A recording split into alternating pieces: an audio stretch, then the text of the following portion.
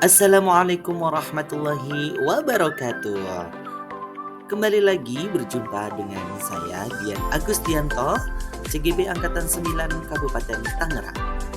Kali ini saya akan menyampaikan tentang koneksi antar materi pada modul 2.1, yaitu tentang pembelajaran diferensiasi.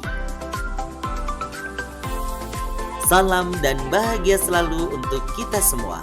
Sebelum saya menyampaikan koneksi antar materi pada modul 2.1 ini, terlebih dahulu saya ucapkan terima kasih kepada Bapak Ahmad bin Alfan MPD selaku fasilitator guru penggerak, serta Ibu Siti Ismia MPD selaku pengajar praktik yang telah memberikan arahan dan bimbingannya sehingga saya pribadi telah menyelesaikan modul 2.1 ini dengan baik. Semoga ilmu yang Bapak dan Ibu berikan akan saya dapat gunakan dengan sebaik mungkin. Amin. Baik Bapak dan Ibu guru semuanya, pada modul 2.1 ini kita mengenal tentang adanya pembelajaran diferensiasi. Nah, apa yang dimaksud dengan pembelajaran diferensiasi itu?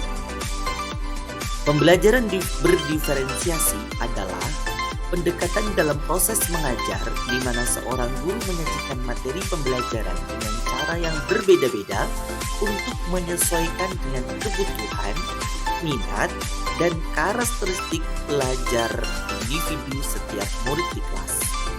Tujuan utama dari pembelajaran berdiferensiasi ini adalah agar semua murid dapat terlibat aktif dalam proses pembelajaran, merasa didukung untuk mencapai hasil belajar yang optimal sesuai dengan potensi masing-masing. Selanjutnya, bagaimana penerapan pembelajaran berdiferensiasi di kelas? Yang pertama adalah menentukan tujuan pembelajaran. Yang kedua, menganalisis kebutuhan belajar dengan melakukan asesmen diagnostik. Yang ketiga, menganalisis penerapan 3 strategi diferensiasi, yaitu diferensiasi konten, diferensiasi proses, dan diferensiasi produk. 4. Mengimplementasikan rencana pembelajaran berdiferensiasi dalam konteks pembelajaran di kelas. 5. Melakukan asesmen pembelajaran yang disesuaikan dengan tujuan pembelajaran dan kebutuhan murid. Lalu, kebutuhan belajar murid apa saja ya? Kebutuhan belajar murid dimulai dari kesiapan belajar murid, yaitu readiness, kemudian ada minat murid, dan terakhir adalah profil belajar murid. Kebutuhan ini nantinya goals-nya adalah mencetak profil belajar Pancasila. Berikut ini penjelasan pemetaan kebutuhan belajar peserta didik berdasarkan 3 aspek, yaitu kesiapan belajar murid, minat belajar murid, dan profil belajar. Selanjutnya, Bapak dan Ibu semuanya, kita harus mengetahui bagaimana cara memenuhi kebutuhan belajar murid. Yang pertama yaitu mengamati perilaku peserta didik. Yang kedua, mengidentifikasi pengetahuan awal. Yang ketiga, mereview dan melakukan refleksi terhadap praktik pengajaran. Yang keempat adalah berdiskusi dengan guru dan murid sebelumnya. Yang kelima adalah menganalisis hasil rapor siswa pada kelas sebelumnya. Dan yang terakhir adalah menggunakan berbagai cara penilaian formatif dan diagnostik lain. Untuk mencapai hasil yang maksimal, berikut ini adalah strategi yang tepat yang digunakan oleh guru meliputi 3 aspek diferensiasi. Yang pertama adalah diferensiasi konten, yang kedua adalah diferensiasi proses, yang terakhir dan yang ketiga adalah diferensiasi produk. Berikut ini adalah ulasan lengkapnya. Selanjutnya, Bapak dan Ibu semuanya, adakah keterkaitan antara modul pembelajaran berdiferensiasi ini dengan modul-modul lainnya?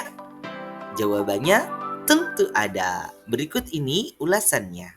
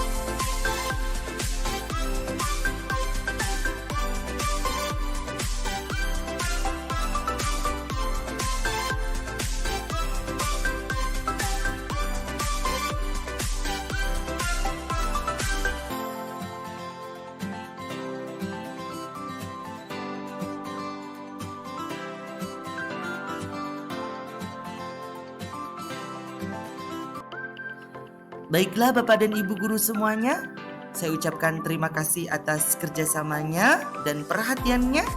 Apabila ada kata-kata yang salah, saya mohon maaf yang sebesar-besarnya. Saya akhiri, salam guru penggerak, tergerak, bergerak, dan menggerakkan. Wassalamualaikum warahmatullahi wabarakatuh.